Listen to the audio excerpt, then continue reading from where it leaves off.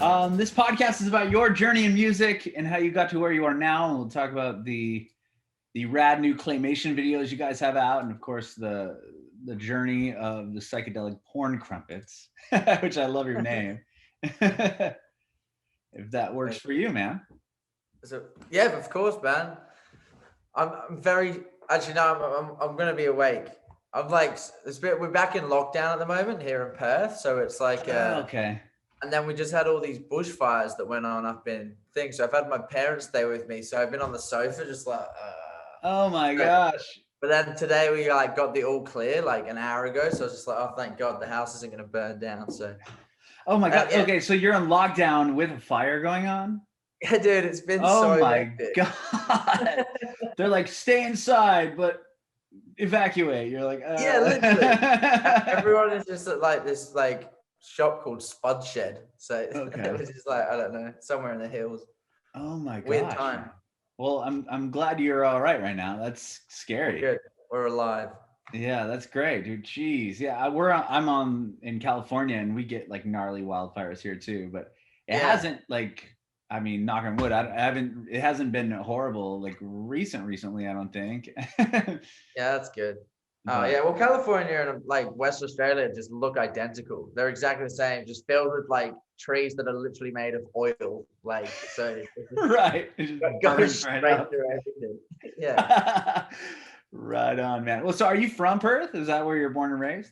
Yeah, I was born in England and then moved here when I was 13. So I've been here 15 years now. So yeah, more than I'm definitely Australian now. So okay, you have the Australian accent for sure. It's like a twang between the two. I love it. Right. Well, tell me. So you're born in England, and you were there 13. You had to be like going into high school, or when you moved to Australia, right? Yeah, it was year 9. So I don't know how the school years work in America, but in England they do like 11 years of school, and then they have 2 years extra for like uni sort of subjects. Oh, sure. Sixth form. Whereas here in Australia, you have up until year 12, and then you can go to uni after that. Like that's what it is here in the States. Yeah. So I came here in like year 9. So like 3 years of school here, and then just went and studied graphic design after that. I was like working on a couple of building sites here and there, which was kind of fun and interesting. But yeah, graphic design, did that, and then basically met all the boys sort of through just gigging in Perth, I think. Like, yeah, so much going on here that I mean, there's so little going on that there is such a small hub of people to sort of hang out with, if you know what I mean. It's like such a niche kind of thing. If you're in a hardcore scene, there might be like 10 bands. And then like in the psych scene, it might be like 10 bands. I don't know. But then like if someone gets big, it kind of like pushes the rest of it all up. So right. Kind of a nice little community to be in. That's cool. That's awesome that everyone's so, embracing and instead of being like, oh, you're getting big, like, well, let me pull you down, like, you know what I mean? I feel like that's how it is here. I feel like that's how it is here. Like, oh, you're getting big, okay, let me try to chop you down. Yeah, oh, for sure. Oh man. Well, so talk about born in England. What was that like living there? Yeah, it was good. Well, we just were 50 miles north of London, so in a place called Milton Keynes, or just outside in Woburn. Man, I just remember it being like woodlands and like trees everywhere. It was really pretty. So it was sort of more of a village, like in the outskirts of like a city, but it had like all older sort of buildings, and it was quite a lot to do in the war, like during Bletchley Park, where they cracked the Enigma code.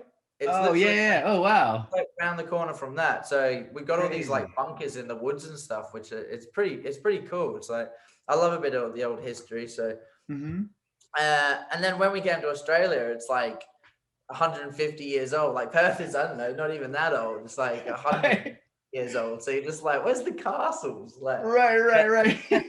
Where's the history here? Yeah, that's it. Yeah. So it's strange, yeah. But so here it's like so brand new, and obviously, I mean, there's been indigenous cultures living here for generations and generations. Of course. But yeah, for sort of the or what were the city structures or whatever. It's all brand new. It's kind of like Dubai. It's a little bit like that, but like interesting. Not as like good. Not as good. Yeah. Well, wow. Well, how did you get into music? Pretty much Dad's just record collection. Hey, like he used to come over to the pub and basically would play like Zeppelin, Beatles, like Sabbath, and I remember him having this Simon and Garfunkel record that was like hell into. I think it was that Celia track off of Bridge Over Troubled Water. Oh yeah, yeah. Like playing the pots hands. Yeah, yeah. Track. And so he sort of like taught us how to use the record player, and then was like, oh, if you're like generally into it. I think he had an old bass guitar that he used to keep under the stairs. Because all English people have under the stairs rather than like attics. So like, under the stairs. Actually, I have under the stairs in my house. It's interesting. Yeah, there you go. We don't even have stairs in Australia. They're all just bungalows. It's all just one story. Actually, really? If you have a second story, you're like really well off. It's like, oh, the second story. Yeah, that's funny because here nowadays it's like people want the one story. Because on the one story you can build it out like way wide. You know what I mean? And instead of now they're building like shorter and then up so they can fit more houses in a row. Yeah. So if you find a one story, it's like, oh, like you know, you've got the cash right now. Yeah, it's definitely like that. Like definitely here. What were we talking about? I can't remember. What was I was asking you how you got into music, and you're talking about you played it as bass guitar. Yeah. So he brought down that, and it was like I remember it being like the double the size of me, so I was just like, I have no idea how to play this. And then just like slowly I played bass in a band called Last Man Standing. This was mom and dad would go to the pub, and their pub friends had kids sort of the same age. So we all went to the same school, so we formed this band, and we had this track called Pedophilia, which was about like this guy. It was pretty kind of dark for like a 10-year-old. Pedophilia? Yeah, but it was about telling kids to run from like pedos. And then Sam he was the guy who wrote the song. He'd just have all these bits about like what he's gonna do. And then he's like, you better run. And it would just be like in riff, just 10 years old. I gotta try and find that track. It's so funny. That's so funny. Yeah. Pedophilia is your first song. Oh, it's so ridiculous. Oh my god, that's hilarious. From then it's just all been downhill. That was it. Then it turned into Psychedelic Porn Crumpets, and we're all over the place. All over the shit. Yeah, wow. What a time. So you played bass in that band, you said? Yeah, so the first band I've played guitar in is Porn Crumpets, which is like strange because I've always played bass in other bands. So I think that's why I'm sort of a bit more riff focused, if that makes sense. Like sort of so chords were always like something I was like would just work out sort of, I suppose, just from playing around with sort of some bass chord things. But then having the two extra ones, you're like, oh, what's going on here on the guitar? So it was kind of nice to I'd always play guitar, but it was more in bands I'd always play bass. So when it was sort of in Porn Crumpets, like trying to sing and then learn to play guitar at the same time, I was just like, fuck. So, but now it's nice. I've sort of got the hang of it after 6 years. So. Sure, sounds like you do. Wow. Okay. Well, so from that band, that was when you're still in England, right? When you formed that band. Okay. And then was that the only band you were in there? And when you moved to Australia, you started playing again? Yeah. So I used to have a friend, Scotty Orbuck, who I used to walk home with, in Australia. So we were like living, I don't know, it was probably like a couple of Ks from the school, but we're just there'd be a couple of us walking home, and I had a drum kit set up and a couple of amps.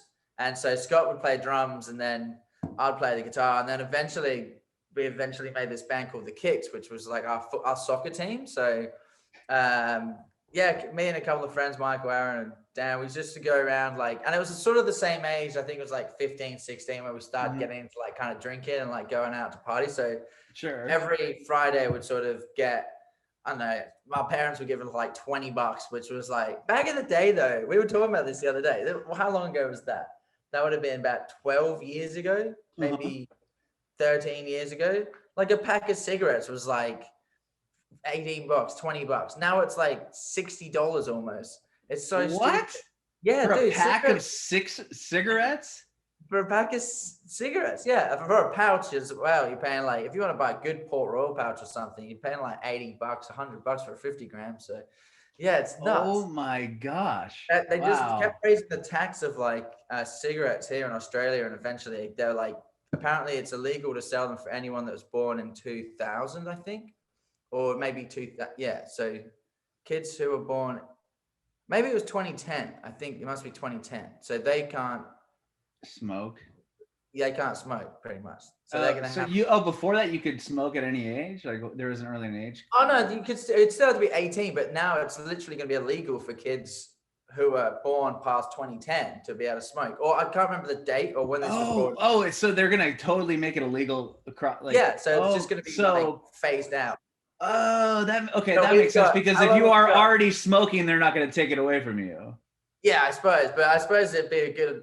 You probably have to find it on like the dark web or something, and they'll be like, I don't know. I gotta look into this. That's crazy. Yeah, and all because they got the plain packaging. Do they have that in America now as well? No, what is that? I can't get my pouch, but it's like it's all pictures of like, I don't know, one of them's like like lungs and stuff. They do that in Mexico. So I'm in San Diego, and like Mexico's like right, I could walk. It's like 10 miles south of me. People used to go across the border because cigarettes here, I mean, that's insane. You buy a pack here and it's, I don't know anymore. It used to be about $5-6. It's probably about $10 now.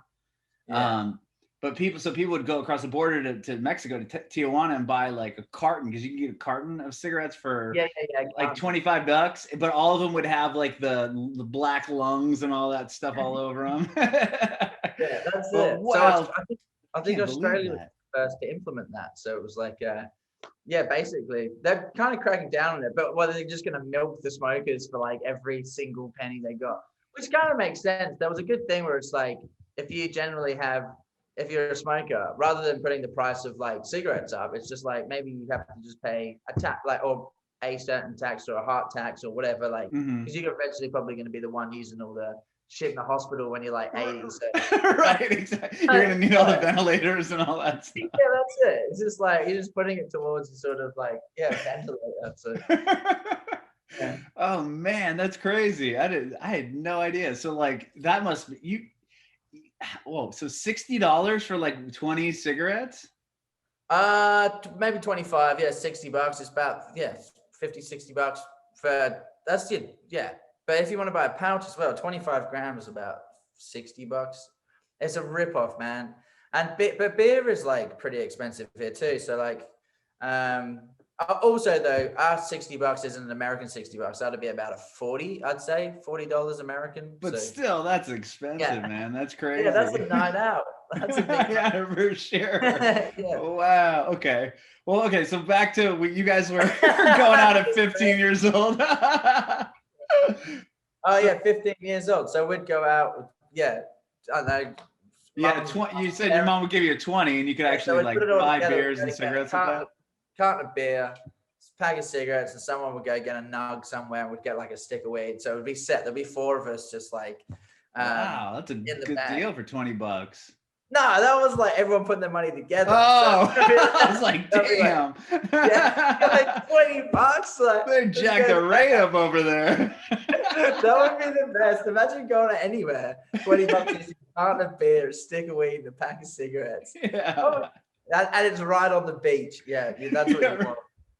Yeah. Oh man. Yeah. Okay. So we just sort of go out and then write some awful rock songs that were just sort of like, who were we into at the time? There wasn't too many bands sort of coming out. I think Wolfmother was just coming out. Oh, okay. So we were like hell into that kind of heavy rock stuff. But it was like all the old school bands, a lot of Cream. And it really wasn't until sort of I finished school, or it was the last year of school, Tame Impala kind of kicked off. And that would have been 2009. But that EP got shared around on a USB. Remember like file sharing then, where you just like stuff like, it's like, here's the Tame Impala EP, chuck it on your computer when you go home and bring it back. And just hand it to someone else, and it was sick. It was the first time it was like the heaviest thing on the radio at the time was like this Pete Murray Class A. He's like a Australian folk singer. Like, it was oh, really? Oh, wow. Weak as piss. Maybe John Butler was like the heaviest thing you could listen to. Like, and then it was all of a sudden you're just like, wow, what the fuck's this? And it just sort of like obviously brought back the old school kind of rock world of production and how I don't know, that 60s kind of psych rock element was still prevalent, or 70s fuzz guitars and stuff, and to make it sound modern again, it was unreal. I think all of us were just like, everyone went out and bought a fuzz pedal, like straight away. Just like, yeah, like that's what that is. Yeah, I didn't even know what pedals were before then. I used to have like one of those Line 6 amps. Oh, yeah. And you can change all the settings on it. Yeah, the on-built kind of thing. So I remember being like, if I was playing a gig or whatever, I'd just run over and push the button and be like, and then stop and push the button. And be like, yeah, it was so bad. No. And until I eventually found out what pedals were, and then hooked. Well, okay. So when did you, what were you in other bands before you guys started Porn Crumpets? Yeah, like so we had in Australia. Me and Danny had a band. So he's the drummer. So we had a band. We're called what the hell were we called? I can't remember what we were called. Oh, Catholic. No, it was Catholic Block. That was the first one. So that was like a Sonic Youth kind of thing. Oh, cool. And, yeah, like so started getting into the like sort of 90s kind of shoegazy, almost grungy kind of stuff, and the Americana kind of sound. And that's still kind of really big here. Like you get a lot of bands sort of have that.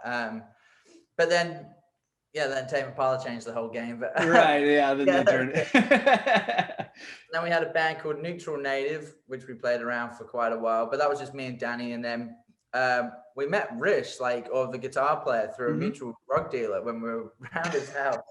And I think, because we'd just go around this guy's house like from Friday and then leave Sunday, and then I'd go back to uni, and I'd just be like, oh God, like dead. But everyone would hang out there. It was just such a fun house. And so I brought around my like shitty amp and shitty guitar, and I just sort of left it there. And eventually someone brought around like an electronic drum kit, and someone brought around another bit. So we'd just be there and we'd just be jamming.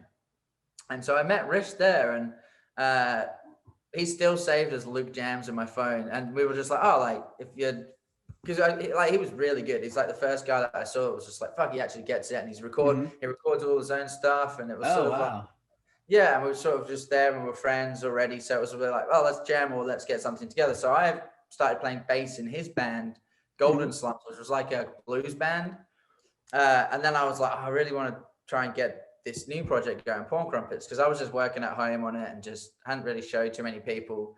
And I think the first song I wrote was Cubensis Lenses, which was the night on the first record. Yeah, it's on the first record. Yeah, so we were around said drug dealer's house and all on these Hawaiian psilocybin Cubensis things. And I remember being like, Jake, man, what the fuck is this? He's like, they're Cubensis. Like, they're your Cubensis lenses. And I was just like, oh, fuck. And then obviously everything's just melted. But I sort of remembered that. And I was just like, oh, this is sick. Like, and so I started writing songs just about like, I don't know what was going on, and found God and Tomatoes, another sort of like stupid trip story. And that whole first record was sort of just about what we were sort of doing growing up, I think, like in Australia, where it's it sounds like it's so much like California, and more so like almost San Diego, where you've got that real chill, lots of surfers, lots of skaters. The music scene is just like the sort of like grouping of those two.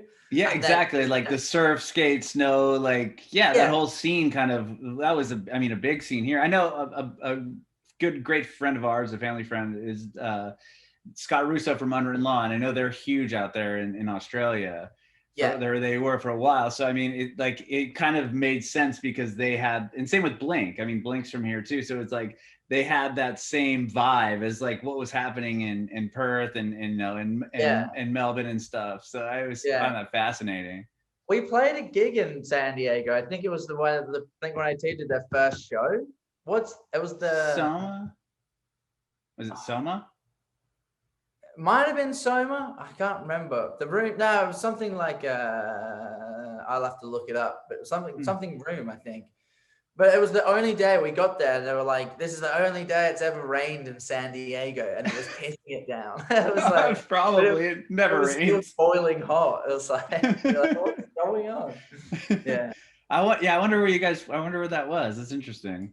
I'd have to look it up. I could tell you it was like sort of that as you walk in, the stage is on the left, and you've got the sort of sound desk on the right, and then you keep walking up this weird corridor, and you've got a sort of outside smoking area. And if you go around to the right, there's the sort of like band room, but it's more of the. I think there's a pool table in that back sort of area. Oh, Casbah. Casbah, that's the one. Yeah, okay, yeah. That place is, I didn't know. Oh, that's crazy. I didn't know Blink's first show was there. That's insane. Yeah, that was like they live. Yeah, they grew up in the like where I live in San Diego is just west of Poway, and that's where the band formed right there. But it's crazy that I didn't realize the Casbah was their first show. Yeah, well, the funny thing about it is we got like a weird affiliation with Blink because apparently I recorded our whole first record with a Mark Hopper's signature bass. That was like really?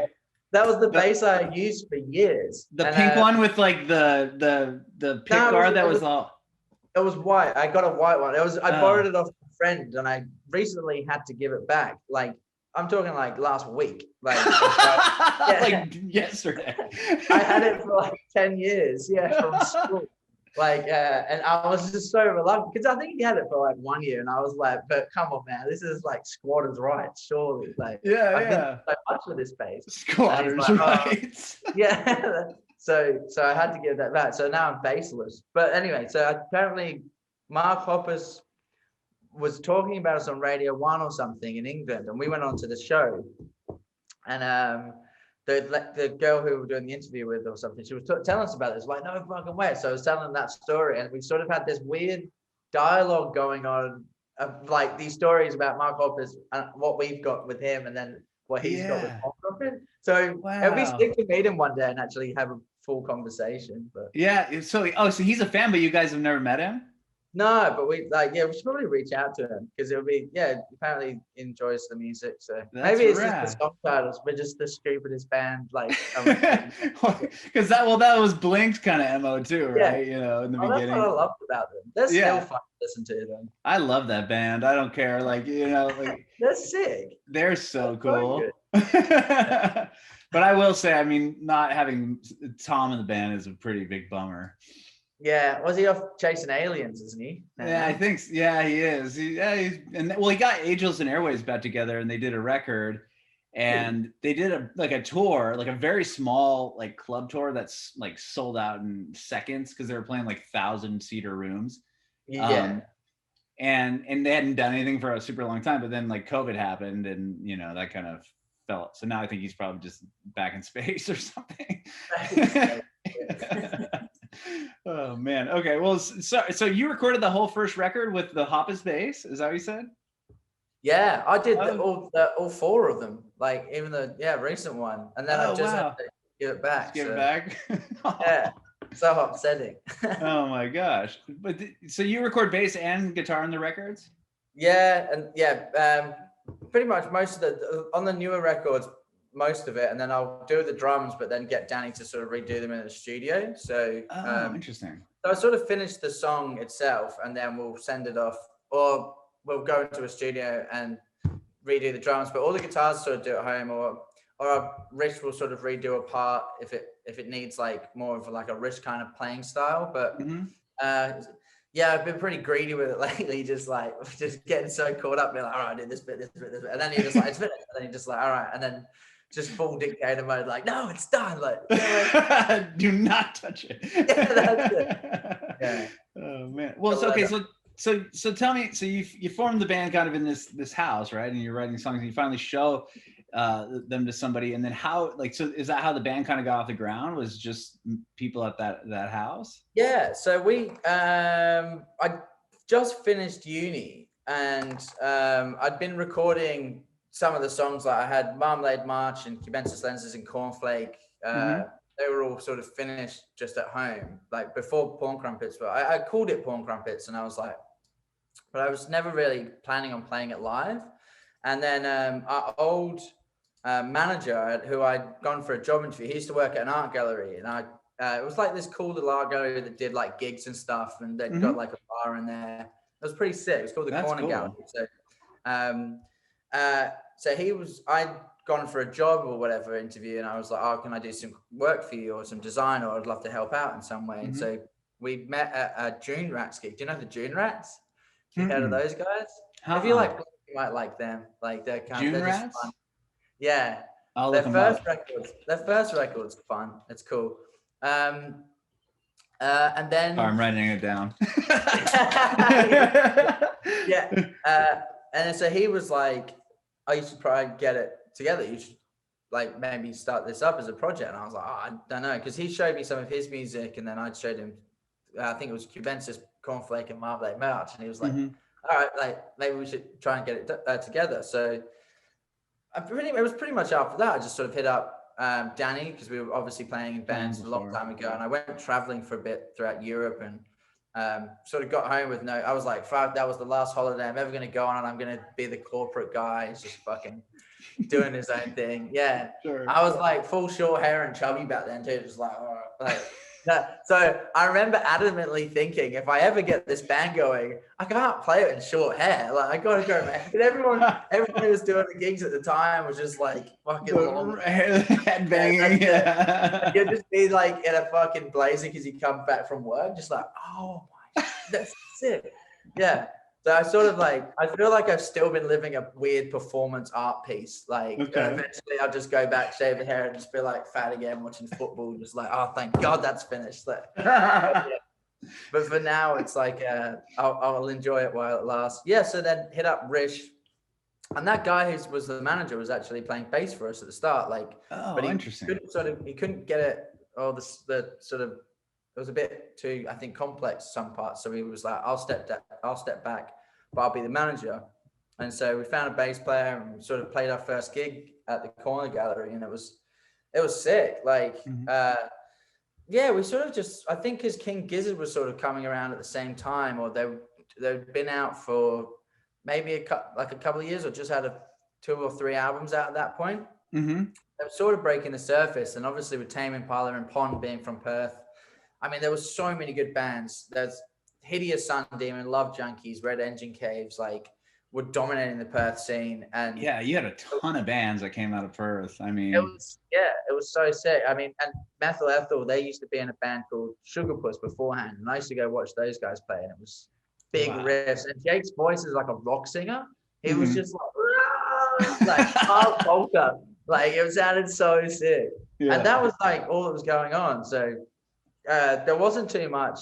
Like nowadays, it sort of changed a bit to sort of, I'd say more like hip hop based, like jazz kind of stuff, like that kind of Yusuf Kamal kind of style of playing, where it's a bit kind of, and it's all experimental and synth and stuff. So that's sort of like the scene at the moment. So, but like, yeah, maybe 5 or 6 years ago, when we were sort of dipping our toes in the Perth waters, it was so heavy, and so everyone was kind of being as weird, or trying to be their own branch of kind of heavy. So it was nice. It was sort of like found our way, just pinballed, and then we were like, oh, there's Porn Crumpets, and it sort of helped us. So from when we played that first gig, we managed to get on a tour with Giz for like our second, or it was like our 6th show or something. And yeah, and then sort of just kind of got taken up really quickly, and now we've plateaued, and it's just like sort of a place in Perth, but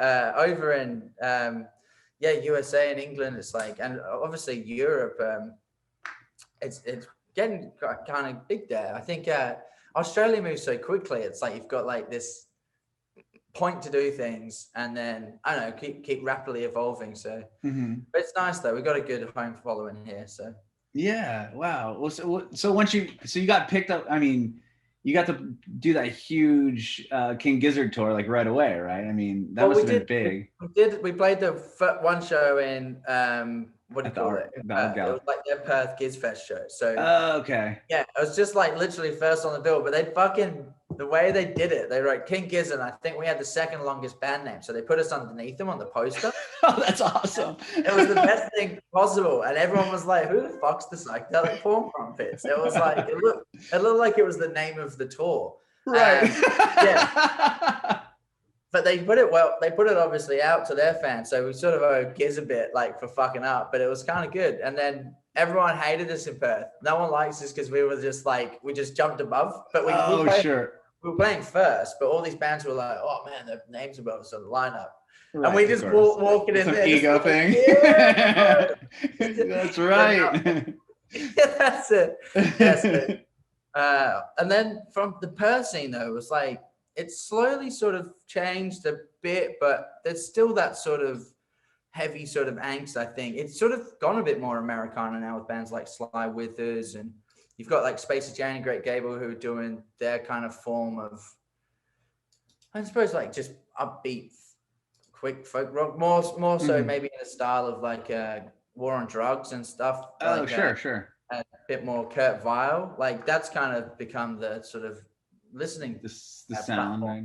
Yeah, it's still like fresh but a bit more, maybe a bit pace to it, so but that stuff was good. I really enjoyed listening to all that, but I'm still keen for a heavy festival. I mean, there's a hardcore scene. I went and watched my friend's band Rat King the other day, and they were playing on a boat. This is before lockdown sort of went in our second lockdown. So okay. So you were able to see shows kind of within the past year? Yeah, like we were full back to half capacity, and like it was just getting good. We had festivals back, and like everything was fully back. And then we just had, do you know what's amazing and why we're back in lockdown? Because one security guard who works with the COVID people delivering their food got COVID, and we have one case, so we're all in lockdown. So you have one case in Perth, and and why don't they just stick that guy in like a room for 2 weeks? Exactly. Well, no, because they found out he didn't know he'd got it because we'd been so freely. He'd been walking around for 5 days. Like, just infecting people, going about his day. Yeah, but no, we've been pretty lucky. Like he'd been in contact with like 168 people. They worked out everywhere he'd been. They fully like got it to a point where we were like, it was like on Sunday, I was down south, like Margaret River. So they do the Margaret River pros there, the surfing. It's like real nice beaches, great waves, like just good food and loads of wineries everywhere. So you got all these breweries and pubs, and it's like an adult playground. If you ever come over to Perth, you just got to go to Margaret River. It's sick. Okay. But, so we were down there and like just on the beach, and then it's about a 3-hour drive. So they were like, the borders will be shutting in at 6 p.m. Get back immediately. And we're just like, oh my God. Like, so we just were fanging it back. But I was like, it was a kind of stupid way of doing it. They should have done it effective immediately, because everyone has been running out. We haven't been wearing masks or anything. So everyone in one surge of like 3-hour panic just went and got all the toilet roll again. It was like the first day again without a mask, but then if you did it at 6 o'clock, you would be fined like 20 grand without wearing a mask. So my gosh. Now we're all back in masks, and they haven't took the muzzle off us yet, man. That thing is like that thing is not going away anytime soon, I don't think. Nah, it's hectic, isn't it? It's like, well, hopefully they just get a big vaccine out, or like I think that's the best possible. Yeah, they started rolling it out here. I mean, very slowly. You have to be like over the age of 65 to get it, or like a healthcare worker. But anyone else can't get it right now. Yeah. So yeah, man. So what, you have gigs sort of looking like they're gonna go back ahead soon, or? They're saying hopefully in October, like fall, but I don't even know if that'll be the case. Yeah. It's almost like a weird little time off though, isn't it? For like just it's been like like a year, man. I mean, like there hasn't really been anything. They try to do like those like in your car drive-in concerts. I mean, but it's, you know what I mean? Like, so they've done some of that. I think some small, like socially distance things are happening, but not really, man. Like nobody that can draw anything of a crowd is really playing unless it's like in the car thing. Yeah, that's it. Yeah, fuck. It is. I mean, at least YouTube's getting an absolute smashing. Like, Yeah, I know, right? YouTube and Instagram and live videos and all that stuff. It's going wild, but that's crazy that you guys are back, or not. Well, you're back in lockdown now, but you were able to play or see shows. We've had 0 cases over the past 4 days, and our premier said that we can go back to pubs tonight. So at 6 o'clock, I literally will go, but you've got to wear a mask at the pub, and it's like 150 cap. So okay. It's sort of like everything. I mean, the casino's shut, the nightclubs are shut still, but we've got 7 days period to see if we've got any more cases, and if not, hopefully we should go back to the half capacity rule. So wow, I think that which would be good. So we've got. You guys have it. Sounds like you guys have it under control over there, man. I mean, we're not even close to that. Yeah, I mean, there was America had a bit of a strange couple of years, didn't it? It seems like it's going back to normal though. You got Biden come in, save the day. So. Yeah, we'll see. Well, yeah, I don't, it is what it is, but okay. Well, I want to go back to your band and your records, and so tell me about that first record. Like, did you put that out after already getting like these, bigger shows and everything, or before you started playing? No, so we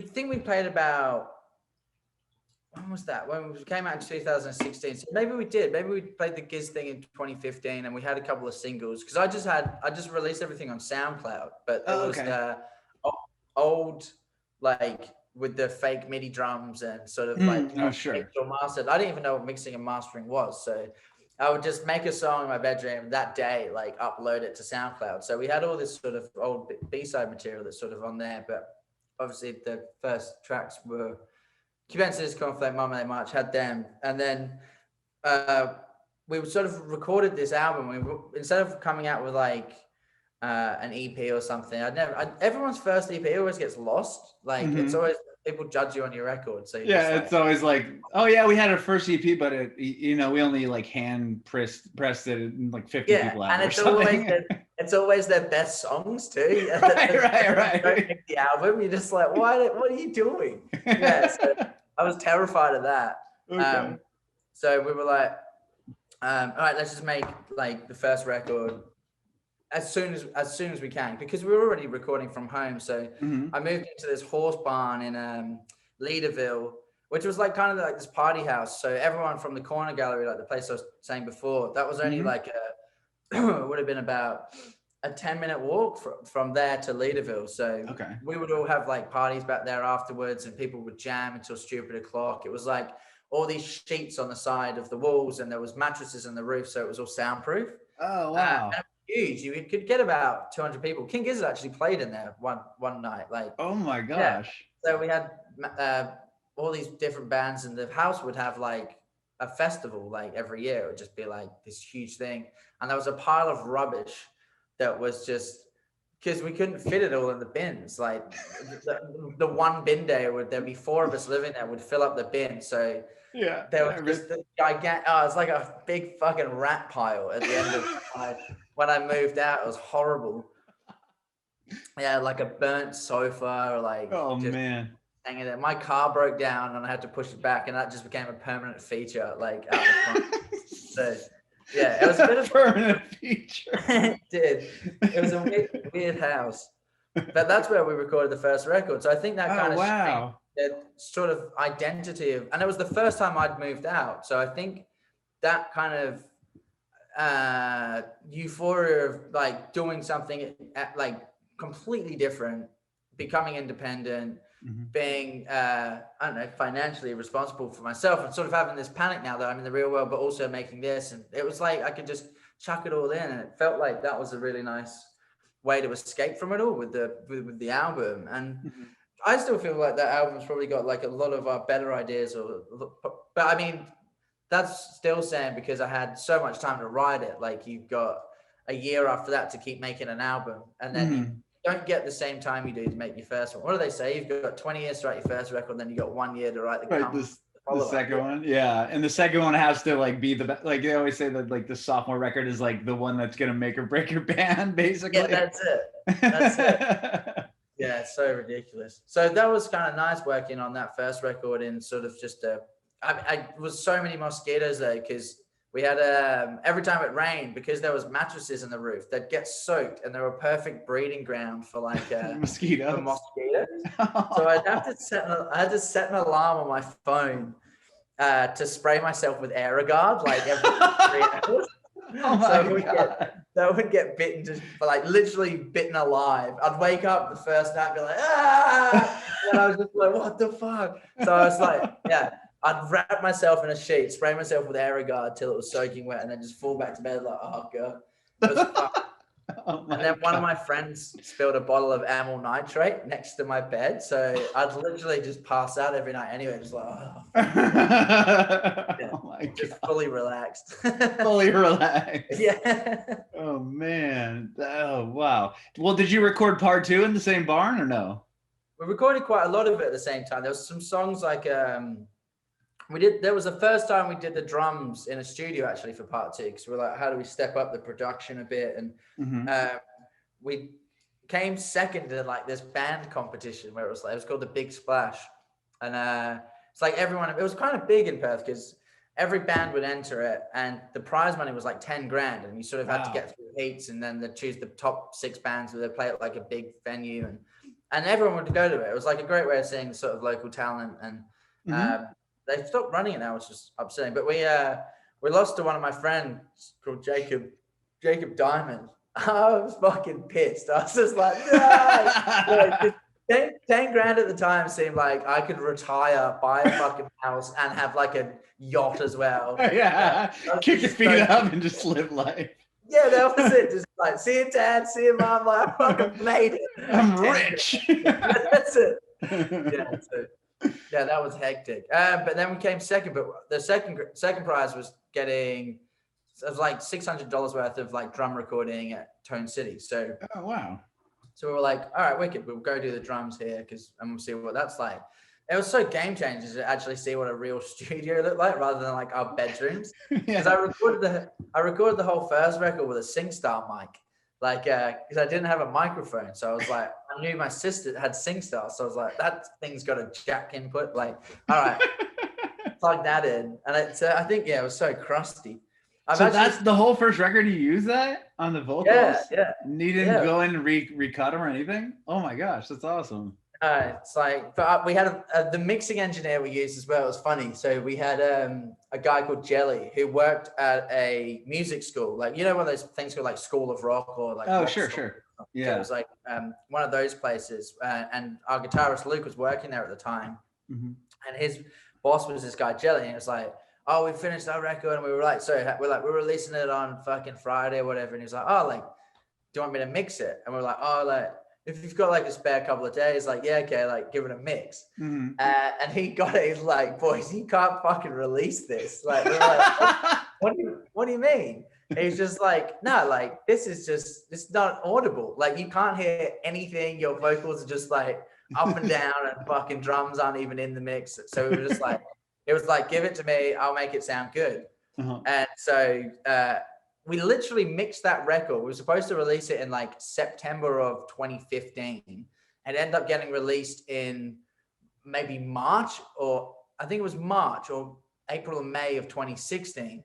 And we mixed it for 6 months, like literally just working and being like, and him, fair play to Jelly, went through everything with me. And we became really good friends from it. Like, he'd be like, this is what you're doing wrong. You shouldn't record like this. And because to turn things up, rather than turn the volume up or turn everything down, I'd duplicate that input needed to go up. So it was like, I'd have sections of like, I'd be like Fry on Futurama, where he'd be like, oh, it's too fucking hot, more cold, more hot. More cold. Yeah. So I'd have these projects with like one drum kick, like, but like 5 of them just like in a row. Like in a row. 10 tracks of the one kick. Just so it came through. Yeah. Oh man, there was some bad techniques. Yeah. But I just was teaching myself how to. Yeah, sure. Record. And that was the first album he did that? He mixed it? Yeah. So, okay. And I mean, we could have a very different story. Yeah. So we basically, without Jelly, I think, would be homeless.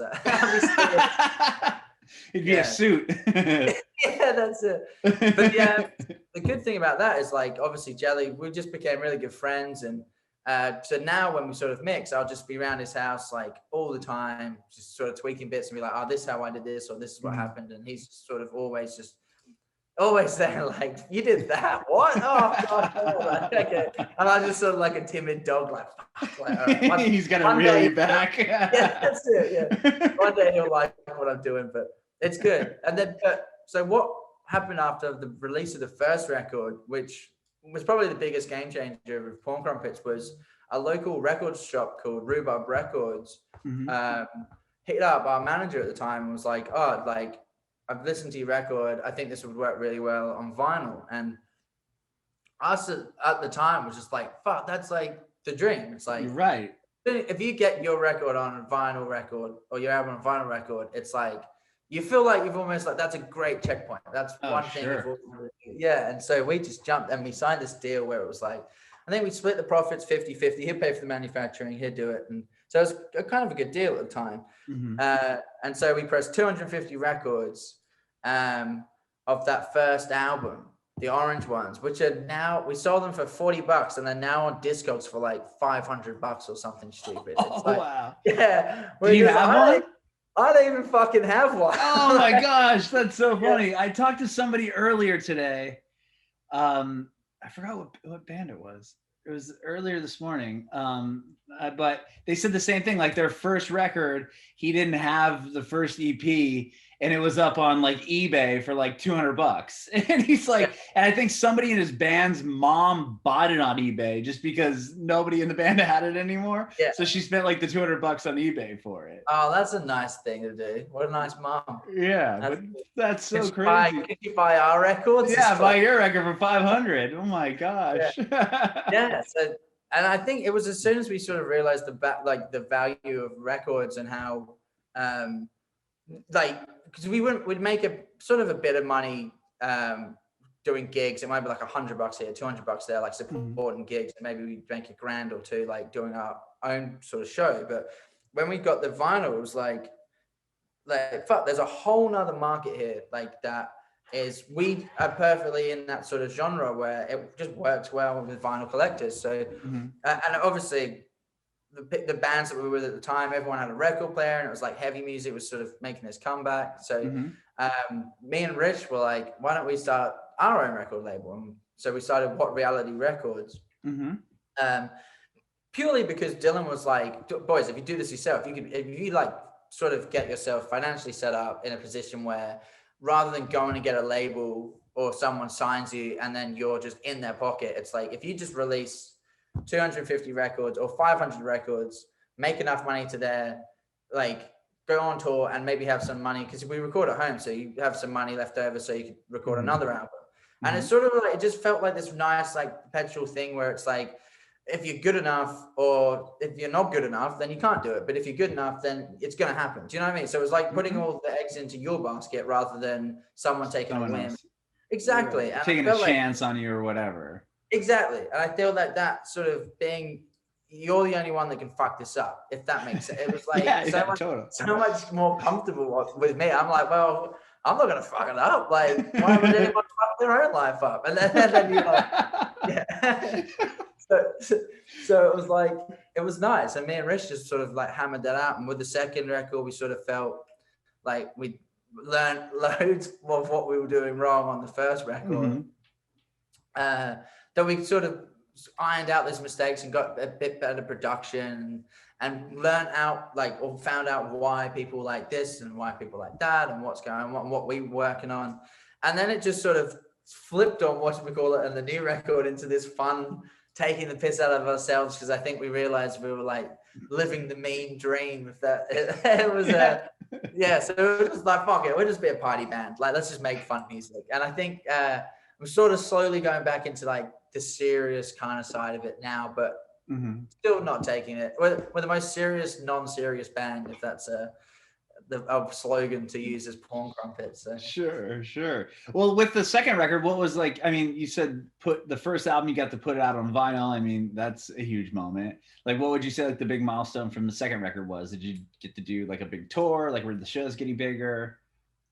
Yeah, we did our first international show. I'm sorry, first national tour. So Perth is like the most isolated city in the world. It's like literally next to nothing. So you can't tour here like in a car or van like you would. Yeah, it's like 4 cities, right? It's like you can play like 4 cities and you have to fly, right, to everywhere. Yeah, well, you got 4 cities in Australia, or 5 cities in Australia, which you can do, but no one comes to Perth because it's so far away. It's like literally you have to travel across the desert, and then there's this weird place on the west coast. It'll be like if America just had New York and stuff, and then there was only like LA. San Diego. Like, San Diego. It's like 1 million people live here, so it's tiny. It's like wow.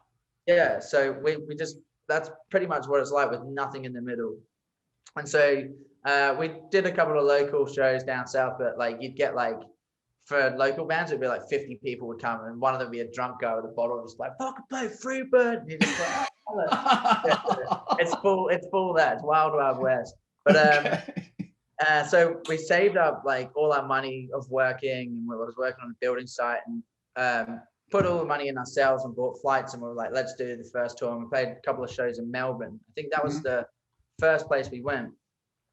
And strangely enough, we had like, I think it was our first gig was like about 60 or 70 people, which to us was massive. Like, no, that is another place you've never been to also, right? Yeah. So we were like, wow, there's people here that know who we are, like insane. And then the booking agent we had at the time, we worked with one of our friends, Jacob, and he's an absolute lord. He used to play in this band called New Pollution, and they put on a gig. They actually toured with Dandy Warhols. Oh, like, wow. Around Australia. So he was like, he was the first guy I'd met that I thought was famous. And then you're like, he's not fucking, well, it's like, it's funny. Like, that's just Jacob, but he's a lovely guy. But I remember just being like, wow, no one act like a dick around this guy. Like, right. Yeah. I mean, like, don't be yourself. Pretend to be someone else. Don't be yourself. Yeah. That's it. They'll find us out soon. But yeah. So he put on this little festival, and this band called Mangelwurzel headlined. They split up now, but they are the best band I've ever seen live and will probably ever see live.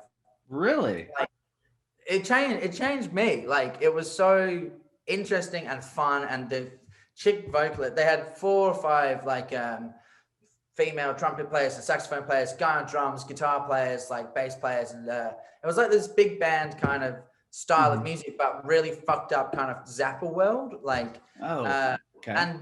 And I just remember like watching that and being like, why are we taking it so seriously? And it was like this kind of swap of, you know, when you see someone do something really well, that it just has such an impact on you. So I was like, fuck, we need to be more enjoyable, or we need to be more fun, or we need to be sort of like in a way that it's like playful enough and exciting that you could just go there. And if you're fucking on mushrooms, you're just like having a good time, rather than being like, we're going to take you deep on this one, boy. Like, and he was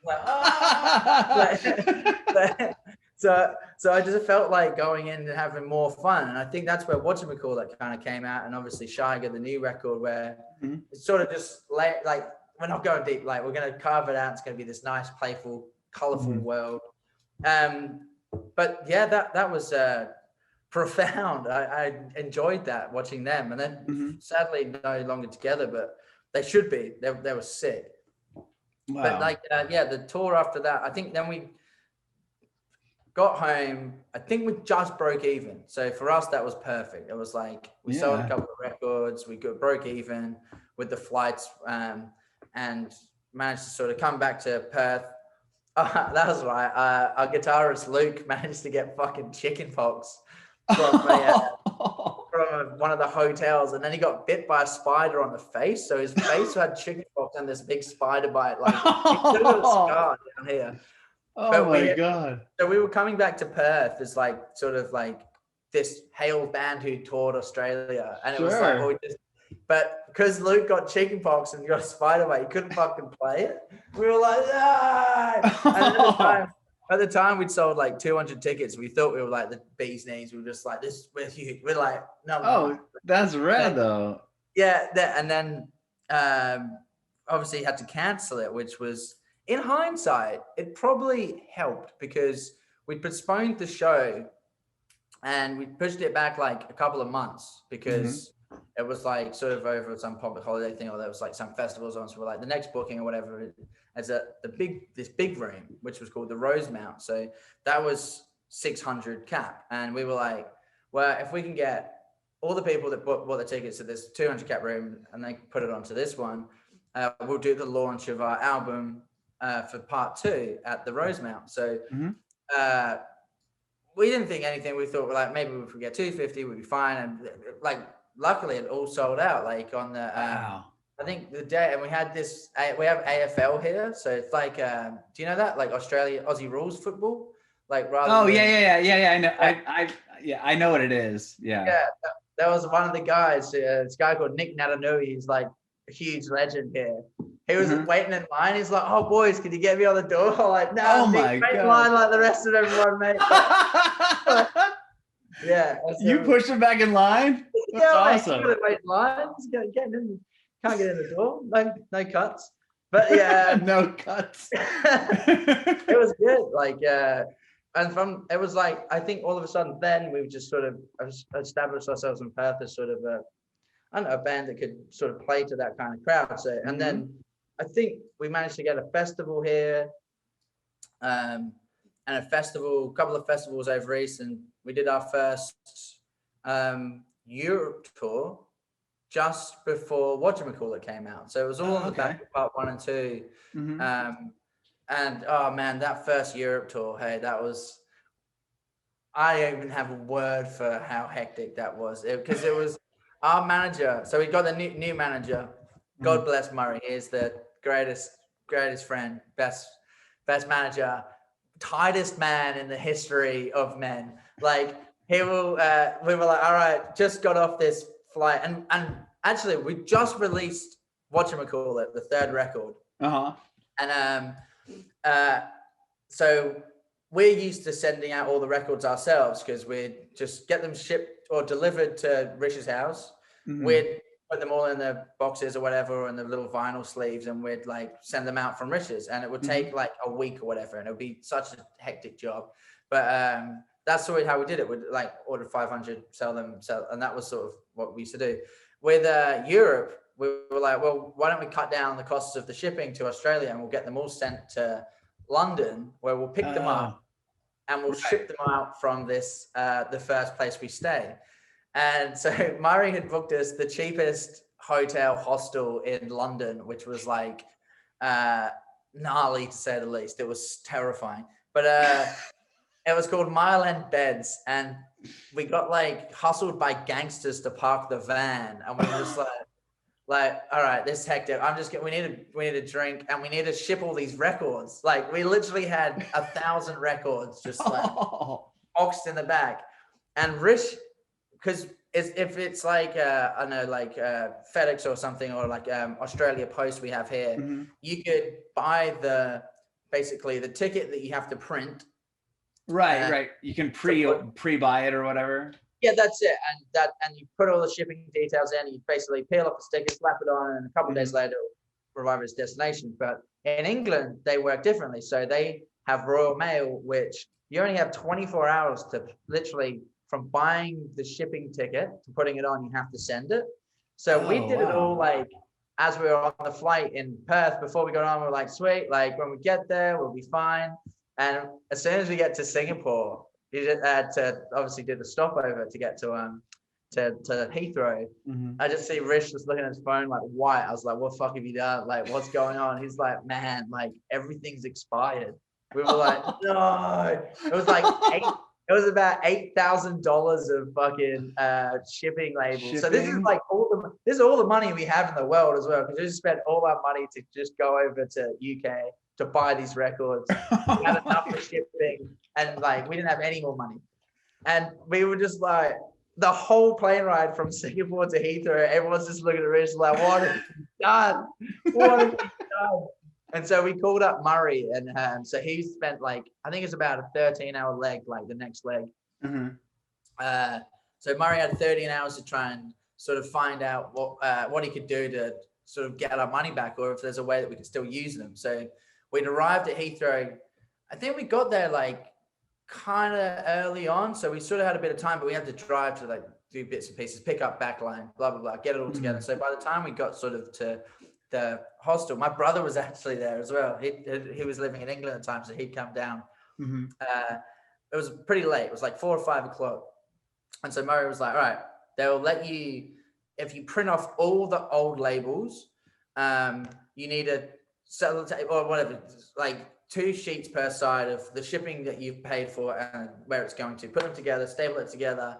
This is for 1,000 records, so we needed 2,000 bits of paper, and then we had to ship it to Bolton Express. That was like, and it had to be there tomorrow before 10. We'd get our money back. Oh my gosh. And they were like, and the stickers you can use, we'll say you can use them. So they allowed us to do that, but we hadn't put the stickers on yet. So they were like, you still have like 5 or 6 hours. So we had to go and find like a hardware store or something, like a tech store that sold not only a printer that worked, but about 4,000 pieces of fucking like paper with dude. Oh man, sticky paper, like, and we would just go, and everyone's like, we only have like 200 sheets of this stuff, so we had to drive around to like every one of them. Every office supply store in the whole the whole city. of London. Oh man, so I was basically just like, fuck, like, all right, what do you call it? Yeah, just dead from just nauseous that we weren't going to ever get that money back. And then that night we had to obviously get the printer while people were sellotaping and sticking these things on. We were ripping off basically had to do all the labels of the records that we had. So there's a great photo of us like carrying like 50 records each down the middle of London, just like going into a Royal Mail. And this poor cashier guy was just looking at us just like, no, please, no. Because they got to scan every one. And he was just like, oh, but we got it. And it was like, oh. And then the next night we saw Arctic Monkeys, and it was like, all right, thank God. Oh, that's cool. You got to see Arctic Monkeys the next day. I mean, that could have, that probably, lessened the blow a bit, I'm sure. It saved the day, that one, And then Rish spilt, because we were so jet lagged, Rish spilt his pint all over Alex Turner's shoes.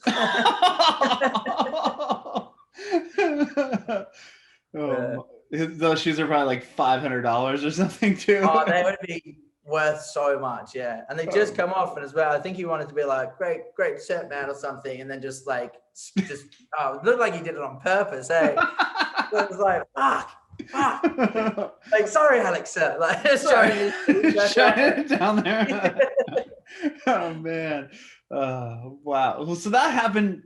That you put that record out in 2019, so that tour was like a year and a half ago or so.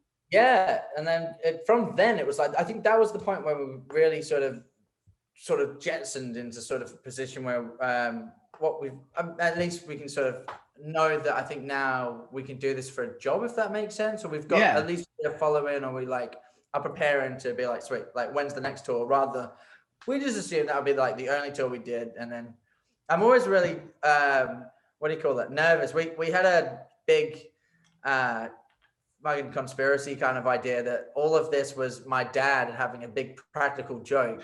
Like, from the start, it would be like Murray and my dad were in on it together. Like, we'll get them to London. We'll see what. And I got so paranoid thinking there'd be cameras around. Like, I just like everywhere. Just being like, fuck, what's going on?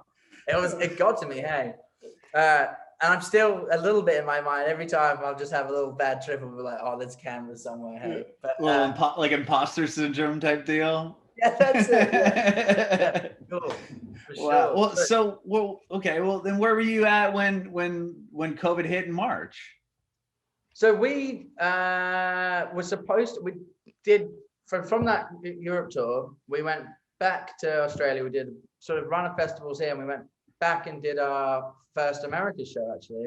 And we arrived in the middle of that polar vortex where it was like -40 and like was it -27 or something up in Chicago. So we arrived from summer in Australia, which was 40 degrees, played a festival with like, I just, for some reason, just people had told me it was cold, so I was like, I know what cold is. Like, Right. I grew up in England. It's like, yeah, like, it will be okay.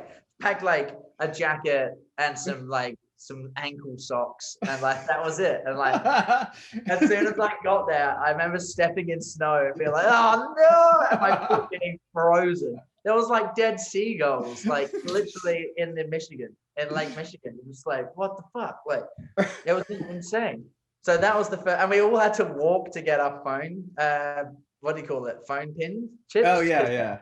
We had no reception or anything, so we couldn't contact each other. So we were like all walking like penguins before, being like, "No one get lost! Like we won't be able to find you ever again." No one get lost. It was so fucked up. Like, and it was like howling blizzard. I felt like I was like, what's that movie with Liam Neeson where the wolves come and get him? Like, what the hell's it called? I can't remember. Now I have to Google it. Yeah, I know. Is it? Yeah, I can't remember what it is. The wolf one, but it felt like that. I felt like I was just like life or death, needing like to find a T-Mobile or everything was to like end. Like, yeah, that was insane. That was a brilliant tour. We did that with Frankie and the Witch Fingers, who actually, and we ended this tour in San Diego, and Josh's dad's house is in the hills in San Diego. So cool. So like that was one of the most beautiful places ever. And I had this really nice moment where I'd called my dad up on the phone, and I was like still sort of, I don't know, we had a bag of Mandy, and we were like up till stupid o'clock. So it was like 6 o'clock in the morning, and the sun was just rising, and where dad was, the sun was just setting. So he was like, it was like I could talk to him while we were watching the same sunrise and sunset. Like it was like that's a trip. Amazing. That's cool. It was cool, and I was just like, really how's cool. This working? Like, but it felt, yeah, we're completely on opposite sides of the world, but experiencing the same thing, which was pretty phenomenal, and especially on loads of fucking drugs. It's like, what? Yeah. Does he live like where you can see the airport and everything up on that hill? Oh, in San Diego? Yeah. No, it sort of backs onto like this farm, like a ranch. Like there's a lot of horses and stuff. It was like, it looks like Australia. There's so many eucalyptus trees there, actually. Oh wow, okay. I wonder where that was, because like there's right above where you guys play. You play the Casbah, like right, but there's this, the big hill of houses there that are like these big beautiful homes too. Yeah, because he lives about it was about a 20-minute drive, sort of up the sort of mountains almost, and he was okay. The back bit, like is that called Sierra Nevada, the mountains? No, it would be like Julian maybe, or I don't know. I just remember drinking Sierra Nevada everywhere and being like, is that the Sierra Nevada mountains? Sierra Nevada is like northern California, no, like mid, like south of, I think it's south of San Francisco, or maybe southeast San Francisco. Yeah. By Chico. That was the next day after having that like no sleep day. Last gig in San Diego. Our tour manager at the time, Keith, he's a legend. He used to work with Brian Jonestown Massacre and Swans. Oh wow. So when Brian Jonestown Massacre was like insane, like with the Dig documentary. Yeah, probably. Like the guy is like so road, like he's such a road dog. Like we used to be like road dog. That would be Keith, but absolute hero. And so he came and picked us up, and poor guy's probably used to like, I don't know, like glorified days of like traveling by bus and like having your own bed. The guy literally drove us around America in like this Chevy, like with the seats pulled out of the back so we could fit our gear in. Oh man. And it was so hectic. But so he came and picked us up from San Diego, and we had to drive to San Francisco that day to make our plane. And so it's like 10 hours. Dude, it was so rough. I remember being like, I wish I had some sleep. Like, what did I do this for? And Rich, our guitar player, got a bag of Doritos. It was like the only thing he could find, and just yacked. Like, the bag of Doritos. And it was like the whole car stank. That was like first 10 minutes into that car trip as well. And we were just like, oh, fuck. And Keith was like so adamant to get to San Francisco. He was like, we've got to make it, guys. We've got to get there. Like, you're not going to make it. And it was like, I reckon, I've never felt more rough than that. So you made it home, obviously. You got to San Francisco. We got there. We got back to Australia. It was good. Yeah. Was that right before everything shut down? Were you here in the States? We were here in the States at the end of 2019. The second time we did it with Meat Bodies and Levitation Room, and we played Desert Days. Oh, okay. Rad. Sick, man. That was the best festival I've ever been to. Really? Tony Hawk there. Yeah, that was sick. Yeah, that's a cool festival that they do. It's a wicked festival. That was so good. But then we got home, did a couple of tours and shows in Australia, like Laneway Festival and Falls Festival, and it was pretty much as soon as we got back from Laneway in March, I think it was, or maybe around March time. That was the last thing we did, and we were like, oh, it'll be like a 2-week thing of COVID. Like, don't worry, we'll sort of get back on the horse in like a month, and we'll do this Ocean Alley tour, and we'll be back in America and like whatever. And then obviously it is what it is right now. I feel like I've matured a lot though, which is nice. In the year? Just being home and everyone's like, man, you're still like 18. And I was like, shit, like, all right, I better grow up a bit. So it's been nice. Well, like, what have you been, is that when you wrote the most recent stuff? Like, I mean, you put out, the new record, is that when you wrote the new record? Yeah, so that's all through the COVID sort of. I was writing a lot in January and February, and then we were supposed to release the record in March and like or April or sometime to go on tour with this band called Ocean Alley around Australia. Oh, okay. I think I've interviewed them before. Yeah, Ocean they're cool, Alley. Right? Yeah. So we're going on tour, which has been now postponed to August of this year, which we'll see if that goes ahead. Hopefully it does, but it's a long way away. So hopefully. Yeah. So basically